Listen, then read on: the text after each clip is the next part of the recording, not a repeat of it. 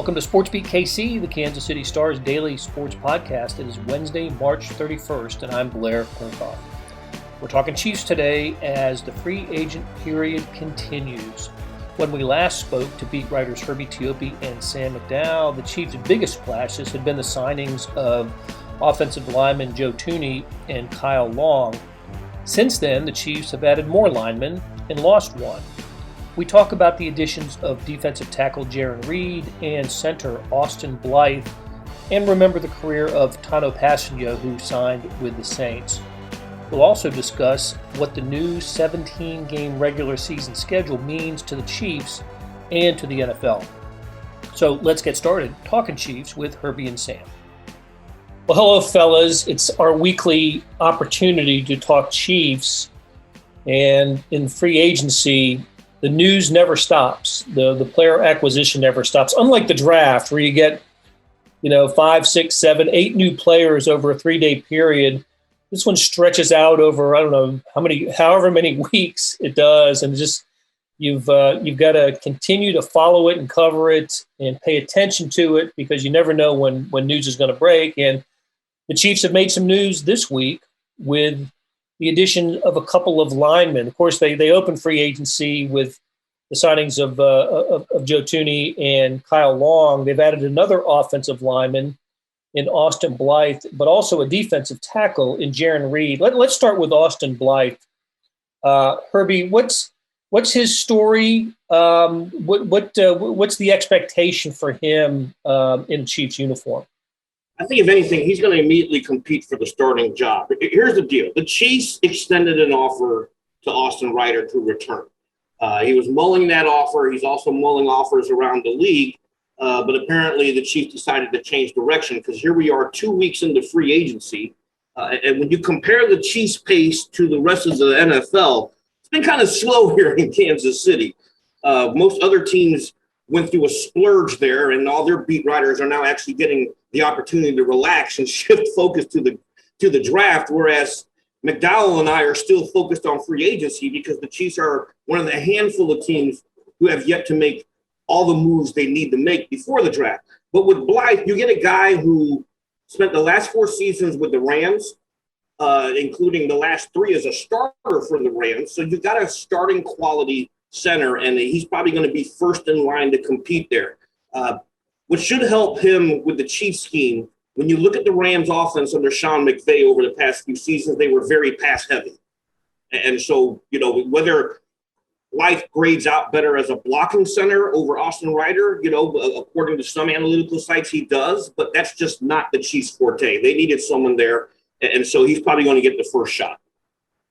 All right, so it's all about you and Sam, right, and your workload. Maybe we can talk to Brett Veach about moving along a little bit in free agency. Hey, Blair, when you've got almost $20 million to spend, hurry up now.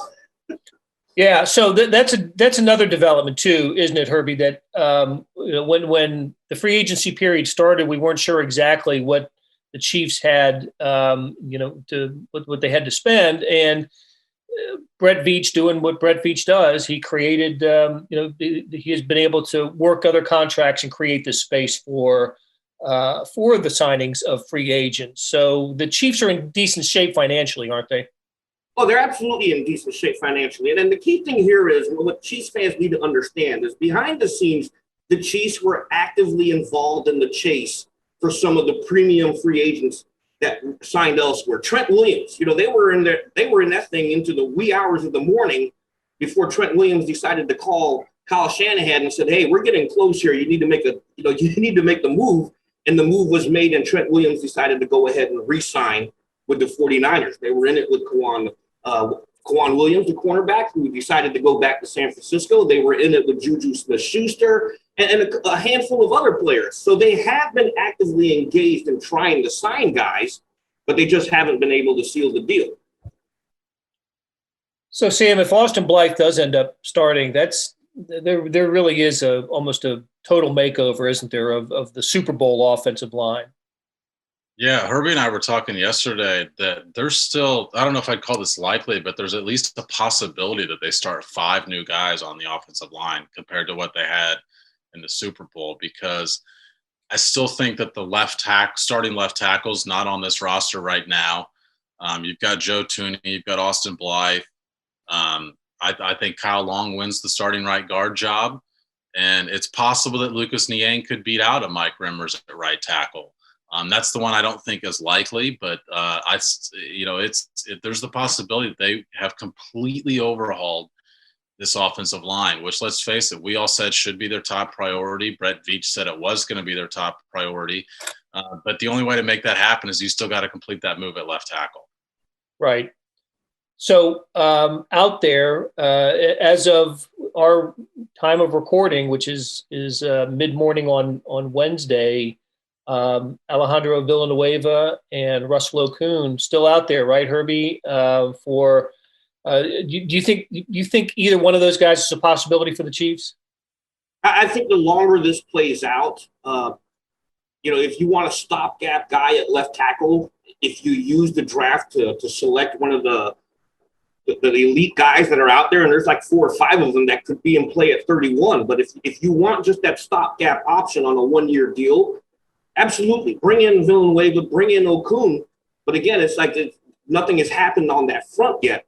The other thing that could be at play is, maybe we're going to see how Eric Fisher's injury continues on, how Mitchell Schwartz's recovery process recovers on, so you can probably bring them back on the cheap at this point. But they still have to pass a physical. That's the key thing. When you sign a free agent, they have to pass a physical.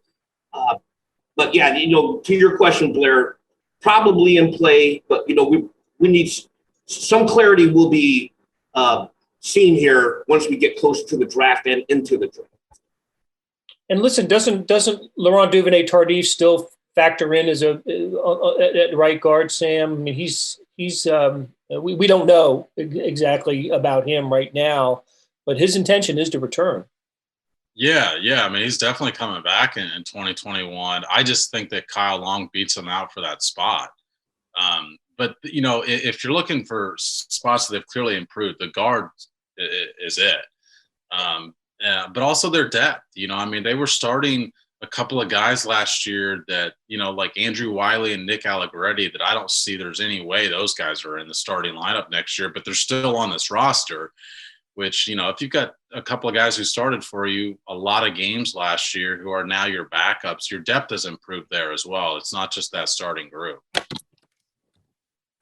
Okay, let's talk a little bit about Jaron Reed and what he's going to bring to the Chiefs. Herbie, let's break him down. Seahawks. I remember him in Alabama. Playing well for the Crimson Tide. Of course, everybody who wears an Alabama uniform plays well. But 1-year deal, $7 million, up to $7 million. What's he going to bring to the Chiefs? Well, here's the interesting thing. He actually took a pay cut to come here. I mean, if he had signed there with the Seahawks, I think it would have been like $1 million more. But what's fascinating about him is you've got a traditional defensive tackle in the 4-3 base defense. He's got 19 sacks over the last 3 seasons. You pair him up there with Chris Jones, now all of a sudden you give defensive coordinator Steve Spagnuolo some flexibility. And what's probably going to end up happening here is, because Sam and I actually believe pass rusher is still on the menu, but with Reed, you get a lot of opportunities here, depending on the base that you're running, to move Chris Jones outside. That way you'll have Frank Clark and maybe Chris Jones lining up opposite of each other as pass rushers. But Reed gives you that presence inside, because now you have a guy who can also wreak havoc up the middle, which is, as we know, is Chris Jones's forte. But Chris Jones entered the league as a pass rusher, which was then Bob Sutton's 3-4 base. So he gives them a lot of interesting options there for Spagnuolo's defense. Yeah, I mean, this was a defense that I thought they took a step back in 2020 specifically because of their pass rush. They dropped to 19th in sacks. And, when you looked at the problems and tried to diagnose it, Chris Jones got way too much attention from opposing offenses, and they didn't have the supporting cast around him do enough because of that. So I just naturally thought if you can get some help on the edge, maybe that doesn't happen to Chris Jones as much. and instead they get an interior defensive lineman. So I like the move because I think maybe Chris Jones sees some more one-on-one matchups, and he's really good at winning one-on-one matchups. And the other thing is the guy's also a long-time former, or at least a couple-year overlap with Frank Clark. And chemistry on the defensive line does matter. So I think it's a pretty good move for the Chiefs, especially at the price tag they got him. When I think about when the Chiefs, their philosophy in adding players, I always think first, okay, how's it going to help Patrick Mahomes, right? What are we doing to help him along? But I think in this case, it's fair and appropriate to say, what have the Chiefs done to help Chris Jones? And this signing does that. Whether he stays inside, he played outside linebacker in the old 3-4, Bob Sutton 3-4, and he set an NFL record for sacks in 11 consecutive games. He knows how to get to the quarterback. He just wasn't able to do it because, as you guys said, he was double teamed a lot and moved him inside. So you want to think he's got the ability to approach Aaron Donald type of production, but it's just, he found it difficult last year. I think this signing does help him. I think we'll see his numbers improve next year because of this. Yeah. That's a good point there when you bring up Aaron Donald, because think about it when the Rams, when they had Aaron Donald paired with Ndamukong Suh in the middle of that defense, and that defense was just incredible. So, if they do decide to keep him inside, that's good luck to the opposing quarterback with those two. So let's stay on the defensive line, and the Chiefs have lost a couple players to free agency, including Tanoh Kpassagnon to the New Orleans Saints. Herbie, I don't want a Saints scouting report on the defensive line, but drink. That's the first time on this podcast that somebody's brought up the Saints and it hasn't been Herbie. Herbie, of course, knows the Saints really, really, really well. So I don't know. He's a guy, I remember when he was drafted, Herbie, that there was excitement about him just because of his stature, right? His physical stature. And, he came from Villanova, so didn't have the competition, but he would be molded into a stud. And he wasn't unproductive, but it just never turned out the way we thought it was going to turn out. See it that way? I think that's a fair assessment. Remember when he was drafted in college, he played in the 4-3, but when he was drafted, obviously going back to Sutton, he started out in the 3-4. And then when Spagnuolo shifted it back to a 4-3 in 2019, Kpassagnon's numbers all of a sudden went up. Last year, his numbers took a dive compared to his breakout year in his third season. But, I think if anything, the Chiefs had themselves covered at defensive end as far as depth purposes with Taco Charlton returning. Now, I will say this about the Saints. They've had their eye on Kpassagnon going back to the 2017 NFL draft.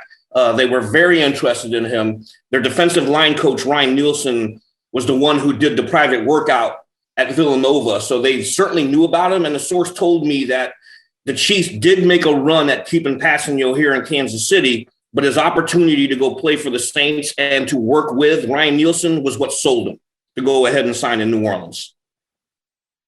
Yeah, Kpassagnon had an opportunity last year, especially after Alex Okafor went down, to take a step forward, and especially in a contract year, to try and get paid. He got a larger number from the Saints than I thought he would get this year in free agency, because his production last year didn't match the opportunity that he received. How about this little nugget? With Kpassagnon leaving, there's only one member of the 2017 draft class remaining on the Chiefs roster, and it's still the greatest draft class of all time. Because that one was Patrick Mahomes. But everybody, Kareem Hunt, Aligwe, I forgot who the other were. I think there were only 5 in that class, but one of them was Patrick Mahomes. So still not a great track record to lose, whatever it is, 4 out of 5 or 5 out of 6 from a draft class that's so recent. I think we can look back and say after Mahomes, listen, Kareem Hunt was in that class. He was, he was the rookie of the year, offensive rookie of the year that year. It just didn't, for other reasons, didn't work out for him. So Kareem Hunt would still be a starter if the talent observation was there with Kareem Hunt. Yes, it was. Okay, and we haven't talked since Sammy Watkins signed with the Baltimore Ravens. This was inevitable, wasn't it? We didn't think the Chiefs were terribly interested in bringing back Sammy Watkins. He will be remembered for some when he was healthy, some really good productivity here. He just wasn't on the field enough, and I think the Ravens are going to learn that pretty soon. They're going to learn all about his hamstring next season. Calf too. Don't forget the calf. Yeah, but really though, that play against Richard Sherman in the Super Bowl, that will I think forever be Sammy Watkins' top memory in the NFL. He said that last training camp that friends still talk about that all the time. He planned on getting that picture framed where he beats Richard Sherman off the edge on the go-ahead touchdown drive. But you're right, Blair. I mean, he sort of offered you these teases of what he could do, and they never got it over a consistent basis from here. They got it during the Super Bowl run, that 3 playoff game stretch where he was really, really good. In fact, he was their most reliable receiver during the Super Bowl run. So very valuable on that team, but otherwise, you can't do much just from the sideline watching the game, and that's what we saw way too much of with Sammy Watkins. What does it mean for the position? How does who slides up? How do you project the position in 2021 with who's remaining, and are all the wide receivers the Chiefs are going to use in 2021 on the roster right now? What do you think, Herbie? Hey, when you ask who steps up, let's stay local and go with a great K-Stater, Byron Pringle. I think this is his opportunity. When Brett Veach on March the 1st told us we're excited about Pringle's opportunities and his potential in this offense, that kind of like raises your eyebrows, because Blair, I know you've been saying you wanted to see more of Pringle, and I think we're actually going to see him. Demarcus Robinson, when his return on a 1-year deal shortly before Watkins signed it, clearly sealed his fate. But for a guy whose opportunity is now, it's Byron Pringle. I still think, to answer the other part of your question, Blair, that we're going to have another receiver in Kansas City before training camp. And whether that's through the draft or through free agency, it's getting late, like Herbie said earlier, in the free agency period to be checking off these boxes. So it is a little bit of a deeper wide receiver class, not quite as deep as last year, but, there are some guys they could get. I just think they have too many other needs, and we'll see with Herbie's mock drafts, but I think they're going to have to go with an offensive tackle. So if they want a receiver, I don't think that they can get one in that first round just because they have some other needs there. You also have the other K-Stater on the Chiefs offseason roster. I just wanted to point that out. KC local native guy, Dalton Schoen. So, hey, you might see 2 Wildcats on the field at the same time. A good possession receiver, Dalton Schoen. Good hands on him. K-State certainly could have used him last season. That's for sure.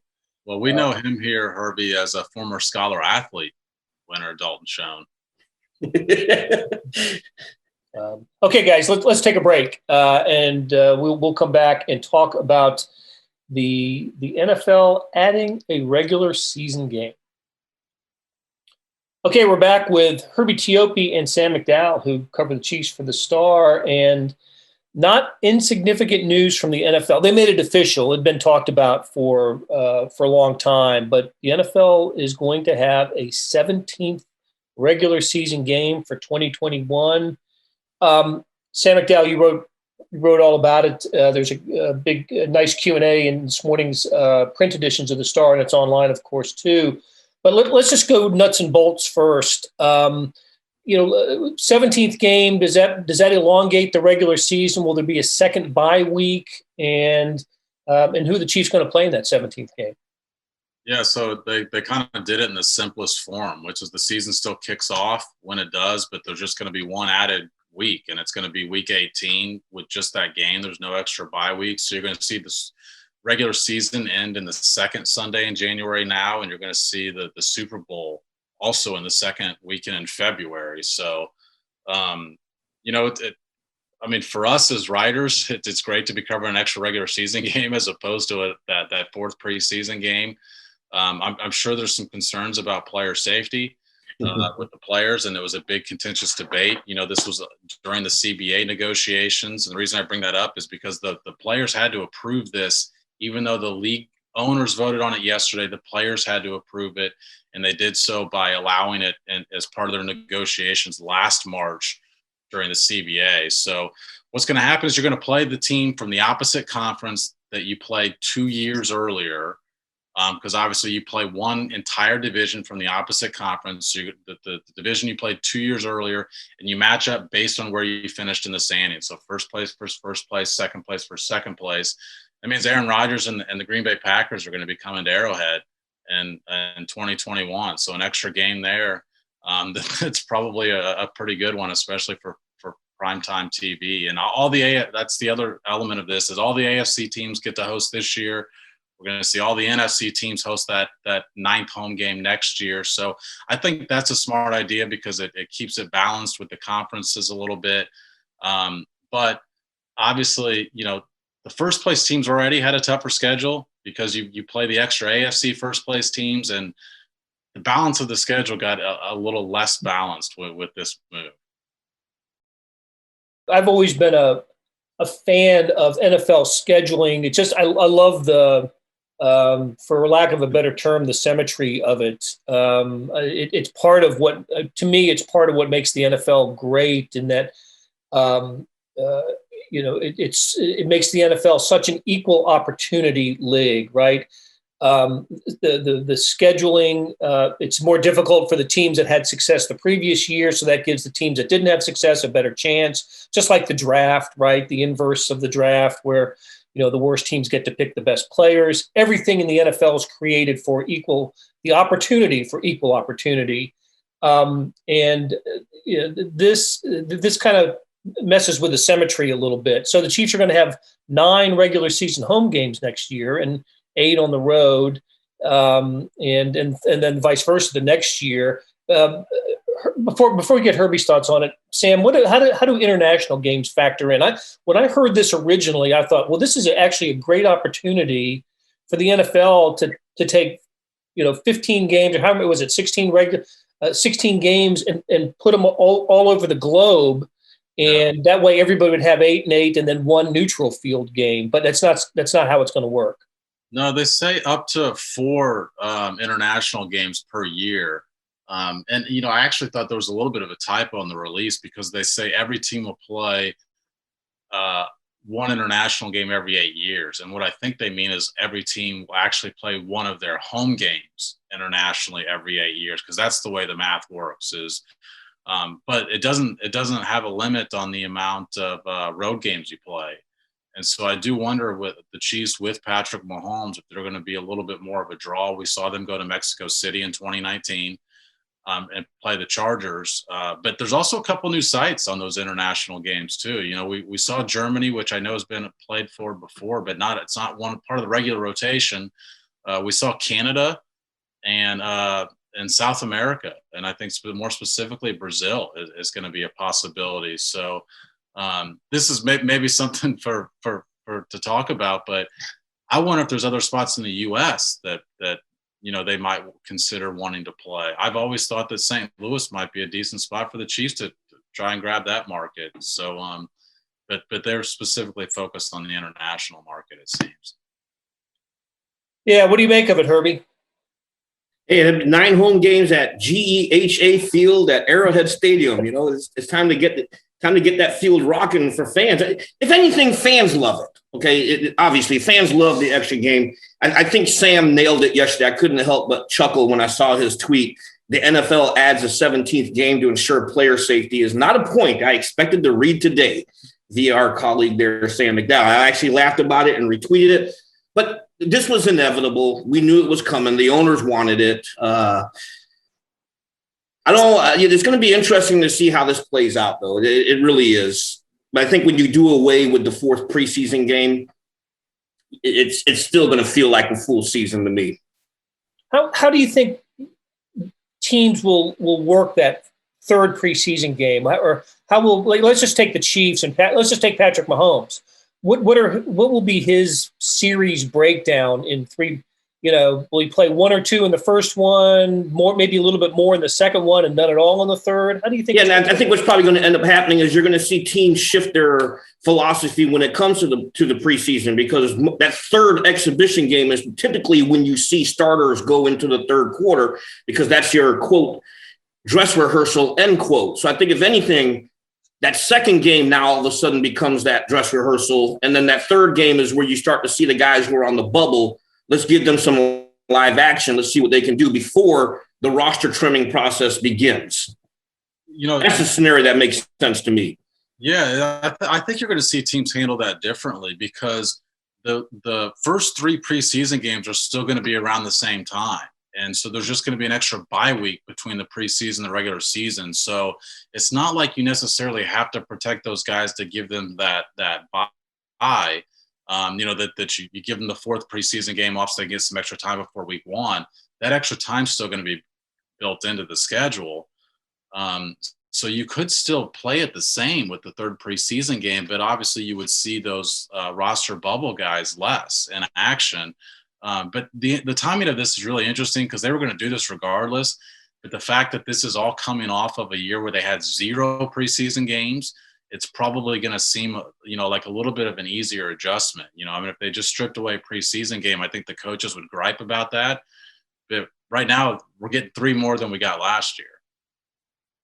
I didn't realize something I didn't realize, Sam. You bring it up, the timing of the beginning of the season. You're right. The NFL is going to the NFL wants nothing to do with Labor Day weekend, right? The TV ratings aren't great that weekend, and I happen to love it just because it has the colleges have the weekend to themselves, and that's sort of the traditional opening weekend for college football.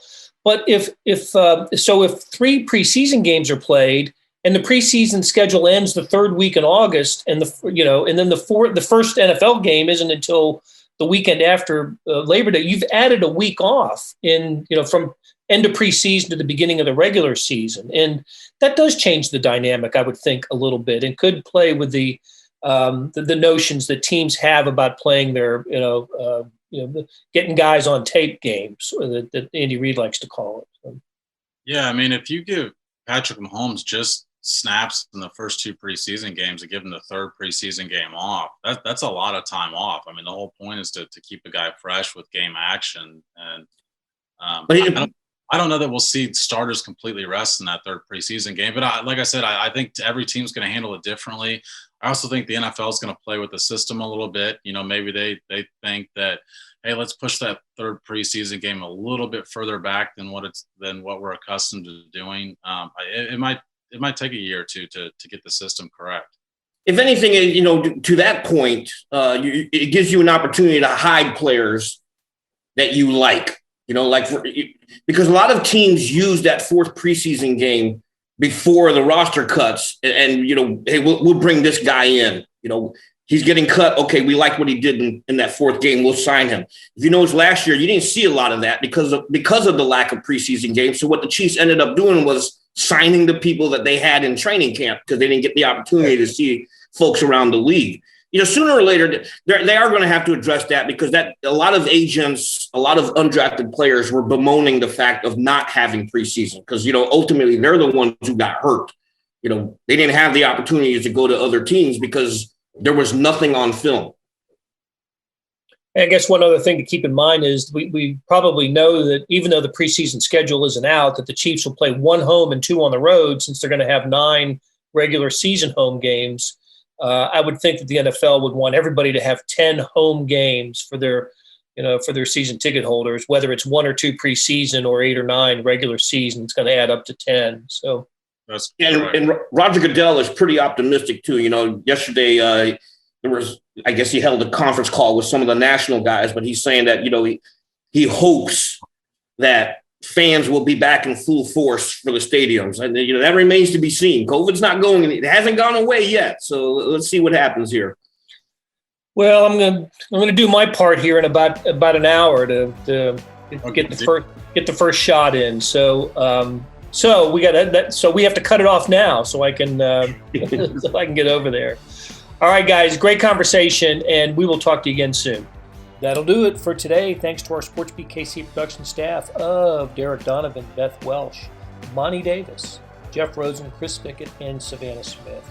Tip of the cap to Herbie Teope and Sam McDowell for stopping by and talking Chiefs and the NFL.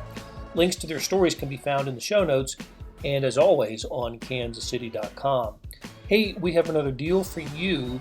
You can subscribe to Sports Pass for 99 cents a month. That's right, 99 pennies a month. Sports Pass is the Star's sports section online with everything that appears in print plus much, much more.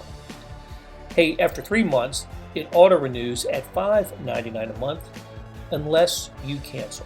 What a time to subscribe. The Royals are opening the regular season on Thursday. March Madness is here. We know the Final Four. It's set, right? Baylor, Houston, Gonzaga, and UCLA. And as we know from today's podcast, it is never not Chiefs season. So how do you get it? You go to kansascity.com/SportsPass2020. That's kansascity.com/SportsPass2020. Do you want more than just sports coverage? Check out the entire Kansas City Star product. Sports news, features, commentary, and analysis, the whole thing. You get all the stories written by my talented colleagues, plus national news, sports, and business coverage with the e-edition. Love that e-edition. The details for all of these deals can be found at account.kansascity.com/subscribe. And if you're having trouble hunting down any of these offers, send me an email, bkerkhoff@kcstar.com. I'll get you to the right place. So whether it's the Sports Pass or the full subscription, you're getting and supporting the best sports and news coverage in Kansas City and helping us produce programs like SportsBeat KC. Thanks for listening, and we'll be back on Thursday with another episode.